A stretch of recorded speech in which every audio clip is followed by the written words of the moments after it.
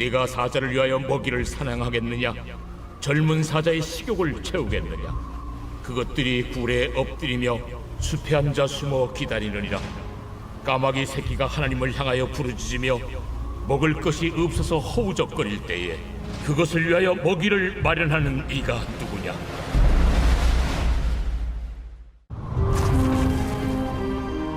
산염소가 새끼치는 때를 네가 아느냐? 암사슴이 새끼 낳는 것을 네가 본 적이 있느냐? 그것이 몇 달 만에 만삭이 되는지 아느냐? 그 낳을 때를 아느냐? 그것들은 몸을 구부리고 새끼를 낳으니 그 괴로움이 지나가고 그 새끼는 강하여져서 빈들에서 크다가 나간 후에는 다시 돌아오지 아니하느니라. 오늘 본문에서 하나님은 욥에게 사자와 까마귀 그리고 산염소와 암사슴 같은 그런 동물들에 대해서 욥이 알고 있는지 그것에 대해서 잘 아는지에 대해서 질문하십니다. 그것으로 욥의 무지함을 알게 하시기 위한 것입니다. 굶주린 사자의 식욕을 채울 만큼의 그 먹이를 욥이 사냥할 수 있냐고 질문하십니다. 답은 정해져 있는 질문이죠. 욥은 그렇게 할 수 없습니다. 사자들은 스스로 사냥을 하기 위해서 굴에 엎드리고 또 숲에 숨어 있을 수 있다고 말씀하십니다. 그것은 하나님께서 사자를 그렇게 만드셨다는 것을 말씀하시는 것입니다. 또 까마귀 새끼가 굶주림에서 허우적대는, 그러니까 비틀대고 있는 그 모습을 말씀하시면서 그런 까마귀를 누가 먹일 수 있냐라고 질문하시는 거죠. 그분은 그 까마귀를 먹이기 위해 준비하실 수 있는 그분도 역시 하나님이심을 말씀하십니다. 계속해서 산염소와 암사슴이 어떻게 새끼를 낳고 또 그 태어난 그 새끼가 어떻게 자라게 되는지 그 과정에 대해서도 욥이 알고 있냐고 질문하십니다. 역시 욥은 모른다고밖에 대답할 수 없습니다. 오늘날 많은 사람들이 반려동물을 많이 키웁니다. 그래서 자기가 키우는 그런 반려동물들에 대해서는 너무 잘 알고 있죠. 오늘 소개된 이 동물들이 그런 반려동물과 같았다면, 욥이 조금이라도 관심이 있었던 그런 동물이었다면 혹시 욥이 대답할 수 있지 않았을까라는 생각을 해보게 됩니다. 그런데 오늘 이 나온 동물들은 욥이 전혀 관심을 가질 수 없었던 그런 동물들이었습니다. 왜냐하면 욥이 잘 볼 수도 없는 동물들이기도 했기 때문에 그렇습니다. 사자는 맹수입니다. 굶주린 사자는 인간에게 큰 위협이 됩니다. 그냥 단지 그 배고픔 때문에 인간을 잡아먹을 수도 있는 그 위협적인 존재가 되죠. 그래서 누구도 그 야생의 사자를 쉽게 키울 수도 없습니다. 먹이를 주기 위해서 사냥은커녕 그 가까이에도 가기도 어렵습니다. 그래서 사자는, 그런 맹수는 아주 두려움의 존재이죠. 그래서 관심을 가지기에는 너무 부담스럽고 또 관심을 가질 수조차도 없는 그런 존재입니다. 하지만 하나님께서 그런 사자를 돌보십니다. 그리고 또 사자와 같이 또 비교되면서 함께 쌍으로 얘기되는 것은 까마귀입니다. 또 까마귀도 마찬가지죠. 까마귀는 광야에서 죽은 그런 동물들의 시체들의 그 살을 먹는 동물입니다. 그래서 율법에서는 그 까마귀를 부정한 동물로 생각합니다. 그렇기 때문에 이 부정한 동물은 가까이 하기 싫은 동물인 것이죠. 두려운 것이 아니라 이제 손 대기도 싫고 가까이 가기도 싫은 그 부정한 동물인 것입니다. 그래서 이 동물에 대해서도, 이 까마귀에 대해서도 이제 관심을 갖지 않습니다. 이 부정한 동물을 쳐다보기만 해도 기분이 나쁜 것입니다.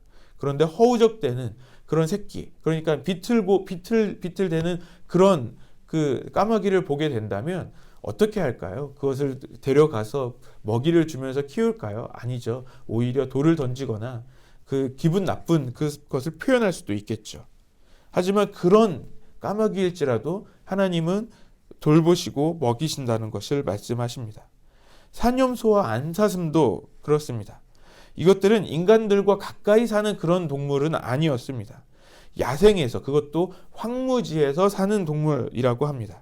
그러니까 인간이 찾아보기도 쉽지 않은 그런 동물이었다고 합니다. 그러니 당연히 욥이 그 산염소와 그 암사슴이 어떻게 새끼를 낳으며 어떻게 그 자라게 되는지, 자라서 어미를 떠나서 살게 되는지 알 수도 없습니다. 하지만 하나님은 그 모든 것을 알고 계십니다. 왜냐하면 이 모든 것들은 하나님께서 창조하신 하나님의 창조물들이기 때문에 그렇습니다. 그리고 하나님은 이 모든 것들을 돌보시는 분이십니다. 이것은 다시 보면 하나님의 그 돌봄의 손길이 닿지 않는 곳이 없다는 것을 우리에게 말씀해 주시는 것 같습니다. 아무도 관심 가져주지 않고 또 아무도 찾지 않고 아무도 다가가지도 않는 그런 존재들을 하나님은 돌보십니다. 우리 주변에도 그런 존재들 또는 그런 사람들이 있을 것입니다. 하지만 우리가 관심 갖지 않는다고 해서 또 우리가 찾지 않고 다가가지 않는다고 해서 하나님께서 그들을 돌보시지 않는다는 것이 아닙니다. 하나님께서 그들을 돌보십니다. 오히려 그런 소외된 사람들을 돌보는데 하나님께서 우리를 사용하신다면 그것은 정말 큰 은혜라고 생각합니다. 우리가 그 일에 사용되지 않는다 할지라도 하나님은 하나님의 뜻과 그 계획과 방법대로 그런 사람들을 또 그런 자들을 돌보십니다. 하나님은 그분의 뜻과 방법으로, 다시 말해서 하나님의 그 크신 위대하심으로 하나님의 일을 이루시는 분이시라는 것입니다. 그리고 우리는 그분의 모든 것을 완전히 또 다 이해할 수 있다고 말할 수도 없습니다. 하나님은 지금 욥이 가진 그 지식의 그 한계에 대해서 말씀해 주고 계십니다. 욥이 알고 있는 것 외에 더 많은 지식들, 더 크신 하나님이 있다는 것입니다. 우리는 우리의 인간의 지혜의 한계를 보게 됩니다.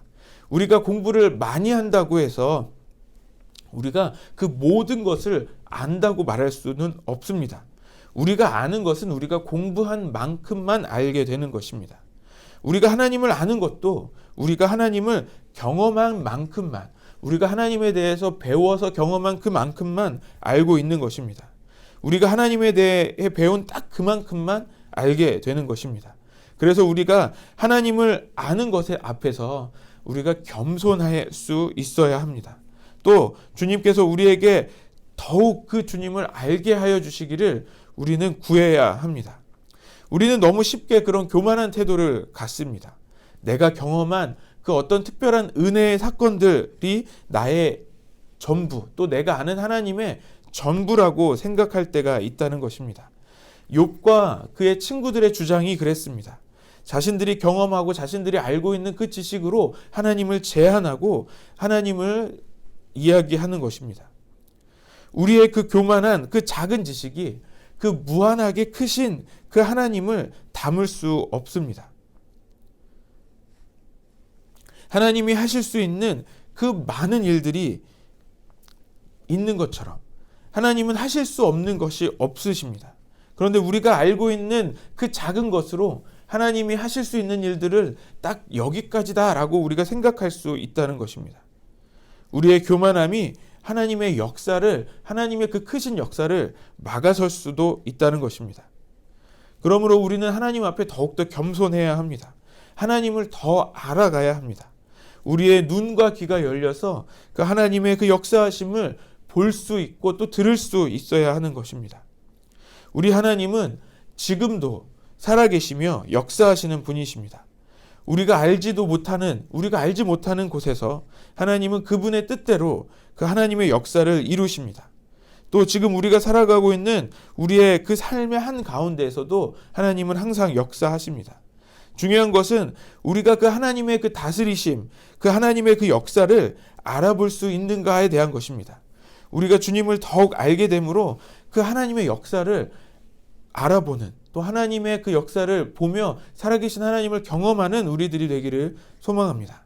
그래서 우리가 아침마다 늘 고백하는 우리의 고백이 하나님을 경험하면 경험할수록 우리 하나님은 아침마다 새롭고 늘 새로우신 그 하나님이시라고 고백할 수 있는 저와 여러분들이 되시기를 바랍니다. 또 날마다 하나님의 그 새로우심, 그 놀라우심을 경험하고 또 고백하게 되는 우리 교회가 되기를 바랍니다.